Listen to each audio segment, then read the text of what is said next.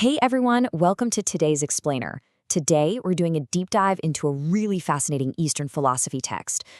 People usually think of spirituality as this super fluid, go with the flow kind of thing.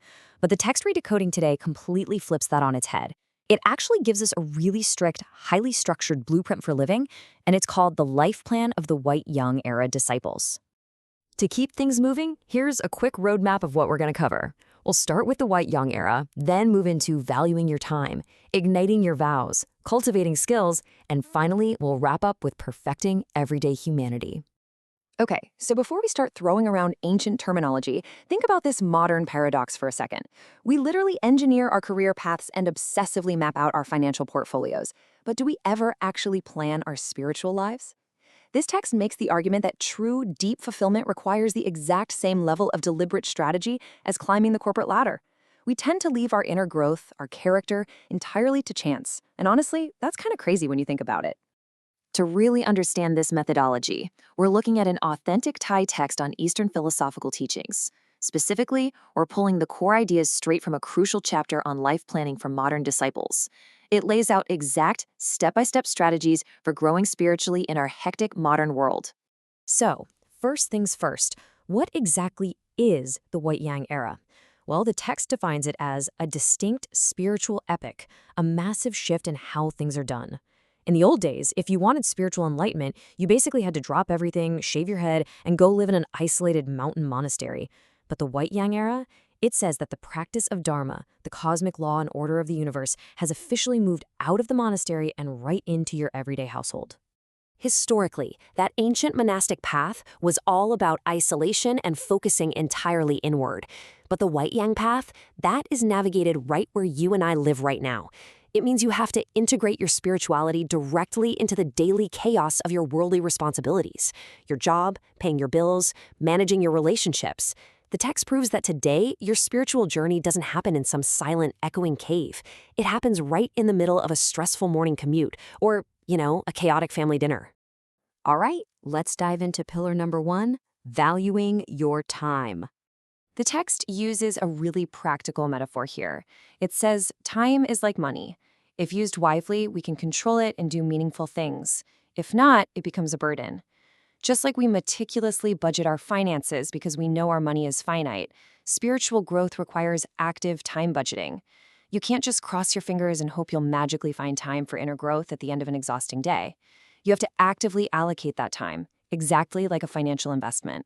The source actually breaks down 3 unyielding, unchangeable facts about time. First, it's unstoppable flow. It never ever pauses. Second, it cannot be hoarded or saved. Actually, scratch that. You can't even try to save it. You can't put today's unused hours into a bank account for tomorrow. And third, it's completely equal. Every single person gets exactly 24 hours. The whole point here is that saying I just don't have time for spiritual practice is an illusion. It really just comes down to what you choose to prioritize within your 24-hour allotment.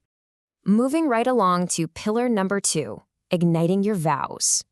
There's a brilliant analogy in the text about commitment. It says, a vow is like a spark. Even with abundant oxygen, a fire cannot burn without that initial spark. Think about it. You could have all the oxygen in the world, meaning you've got the time, the resources, the absolute perfect conditions, but a fire is never going to start on its own. Our human potential just sits there, completely dormant until we strike that definitive spark of a personal vow or a profound promise. The vow is what actually ignites the action. And this philosophy demands a very strict, practical progression to get there. Step 1, establish the vow. You have to be crystal clear about what you're committing to.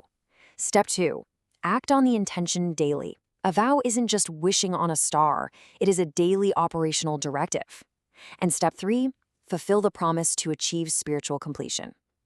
The text makes it absolutely 100% clear that enlightenment doesn't just magically happen. It's the logical, inevitable result of making a profound promise and putting in the everyday sweat equity to follow through. Which brings us to pillar number 3, cultivating specific skills. The text argues that just like parents carefully map out a kid's education to get them ready for the real world, a spiritual practitioner has to intentionally develop specific skills to serve others.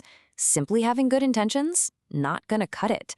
If you want to spread the Dharma or actually help alleviate suffering, you need real, cultivated abilities. That could be public speaking, empathetic listening, or even organizational leadership. Now, while you're cultivating those skills, the text delivers this incredibly grounding piece of wisdom. It says, to go far, you must start from what is near. To climb high, you must start from the bottom. This is all about dropping the ego. It requires practitioners to embrace the humble, step-by-step process of learning. You simply cannot become a spiritual master without first being a really dedicated, meticulous student. And that leads us to our final section, the ultimate resolution, perfecting everyday humanity.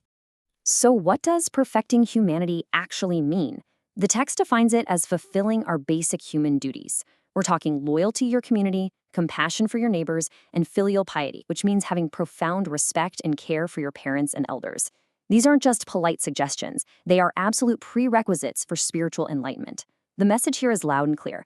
Advanced spiritual perfection is literally impossible if you aren't first a fundamentally good, responsible, functioning human being. There's no cheat code to bypass basic human decency on your way to divine enlightenment. We've seen how this Eastern text builds a totally practical life plan out of managing our time, sparking our vows, and building real skills, all rooted in basic human goodness. So if true spiritual perfection in our modern era starts simply with perfecting everyday humanity, I'll leave you with this. What kind of human are you being today? Really think about that as you go about your day. Thanks for hanging out with me for this explainer, and keep on learning.